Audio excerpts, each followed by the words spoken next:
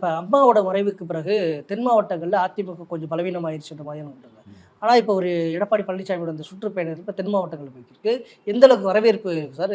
எந்த அளவுக்கு அதிமுக தென் மாவட்டங்கள் வலுவடைஞ்சிருக்கு? அண்ணா திராவிட முன்னேற்ற கழகத்தை பொறுத்தவரை ஜாதி, மத, இன, மொழி, நிற வேறுபாடு என்ற பேச்சுக்கு இடமே இல்லை. இங்கே யார் யார் பிறந்து வளர்கிறார்களோ அவர்கள் அனைவருக்கும் சமமான விஷயத்தை கொடுக்கணுங்கிறது தான் அதிமுகவோட கொள்கை லட்சியம்.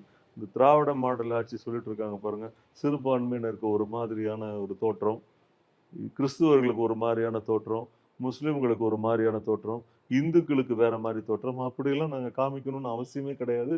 எங்களுக்கு தமிழ்நாட்டில் இருக்கக்கூடிய அனைத்து பிரஜைகளும் எந்த மதமாக இருந்தாலும், மொழியாக இருந்தாலும், நிறமாக இருந்தாலும், எந்த இதுவாக இருந்தாலும் சரி, சமமாகத்தான் நினைக்கிறோம். அவர்கள் நம் நாட்டின் பிரஜைகள், நமக்கு வேண்டியவங்க தான், அப்படிதான் நினைக்கிறோம். இந்த இலங்கையிலேருந்து வந்தவங்களுக்கு கூட இங்கே சாப்பாடு போட்டு இருக்க இடம் கொடுத்து எல்லாம் கவனித்து தமிழ் இனம்னு சொல்லி நம்ம காப்பாற்றணும். இப்போ நம்ம நாட்டிலேயே இருக்கிறவங்களை கவனிக்காம பார்க்காம விடுவாங்க, பண்ணுவாங்க, இல்லை வித்தியாசப்படுத்தி பண்ணுவாங்கன்னா, அண்ணா திராவிட முன்னேற்ற கழகத்தை பொறுத்தவரை புரட்சி தலைவரோ புரட்சி தலைவியோ அண்ணன் இபிஎஸ் அவர்களோ எந்த ஒரு இடத்திலும் மாறுபாடு காட்டி ஒரு செயல்பாடுகள் செய்ததாக ஒரு துளி அளவு, குண்டூசி முனை அளவு கூட யாரும் நிரூபிக்க முடியாது.